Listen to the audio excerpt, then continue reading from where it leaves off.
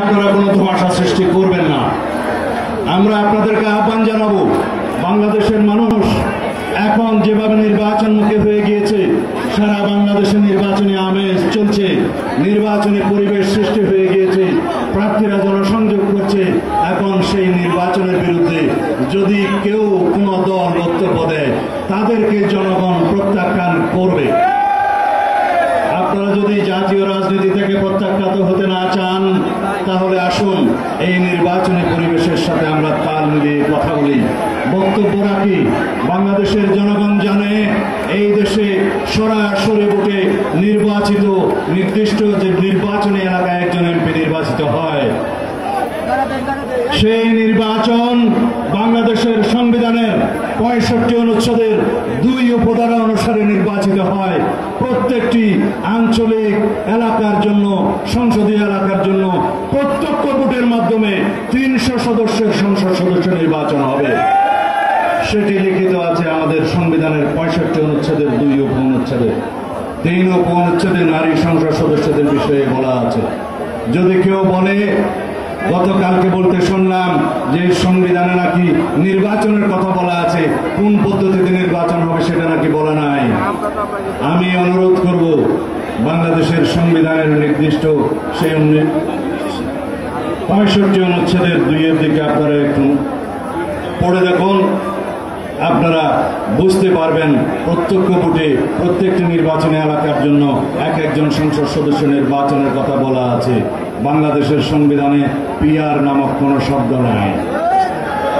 সুতরাং আমাদের জনগণকে বিভ্রান্ত না হওয়ার জন্য অনুরোধ জানাবো, বাংলাদেশের সকল মানুষকে আহ্বান জানাবো, আপনারা যে ভোটাধিকারের জন্য, গণতান্ত্রিক অধিকারের জন্য দীর্ঘ 16-17 বছর রাজপথে আন্দোলন করেছেন, জীবন দিয়েছেন, রক্ত দিয়েছেন, বন্ধুত্ব বরণ করেছেন, অন্ধত্ব বরণ করেছেন, গণ-অভ্যুত্থানকে সফল করেছেন, সেই ভোটাধিকার প্রয়োগের মধ্য দিয়েই আপনারা আপনাদের অধিকার ফিরে পাবেন।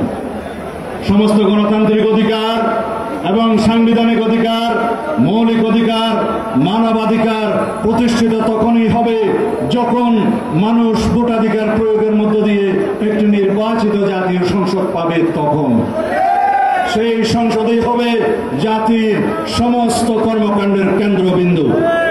সেই কেন্দ্রবিন্দুতে যারা অংশগ্রহণ করে জাতির বিনির্মাণের জন্য, একটি গণতান্ত্রিক রাষ্ট্র বিনির্মাণের জন্য ভূমিকা রাখবেন, সেই রকম উপযুক্ত ব্যক্তিদেরকে আপনারা নির্বাচিত করবেন। সরাসরি ভোট প্রয়োগের মধ্য দিয়ে একটি উৎসবমুখর নির্বাচন হবে ইনশাআল্লাহ আগামীতে।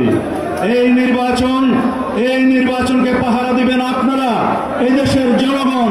আইন শৃঙ্খলা রক্ষাকারী বাহিনী গৌণ ভূমিকা পালন করবে, মুখ্য ভূমিকা আপনাদেরকে পালন করতে হবে, আমাদেরকে পালন করতে হবে। আমাদের ভোটাধিকার যাতে আমরা নিশ্চিতভাবে, উৎসবমুখরভাবে পালন করতে পারি, প্রয়োগ করতে পারি, সেই রকম পরিবেশ আপনাদেরকে নিশ্চিত করতে হবে। আমরা যদি মনে করি আগামী দিনে সেই নির্বাচন পৃথিবীর মধ্যে একটি দৃষ্টান্ত স্থাপনকারী নির্বাচন হোক, তাহলে আমাদের সবাইকে সেই ভূমিকা পালন করতে হবে। আপনাদের কাছে আহ্বান জানাই, আগামী দিনে যে জাতীয় সংসদ নির্বাচন হবে, সেই নির্বাচনে আপনারা এমন নজির স্থাপন করবেন যাতে পৃথিবীর মানুষ, পৃথিবীর সকল দেশ দেখতে পায় বাংলাদেশ ফ্যাসিবাদ মুক্ত হয়েছে, প্রকৃত গণতান্ত্রিক রাষ্ট্র নির্মাণ হবে। আপনাদের সবাইকে এই পর্যায়ে ধন্যবাদ জানাই। যদি প্রয়োজন হয় কাউন্সিল অধিবেশনের আগে আবার আপনাদের সাথে কথা বলবো। এই পর্যায়ে আপনাদের সাথে এই কথা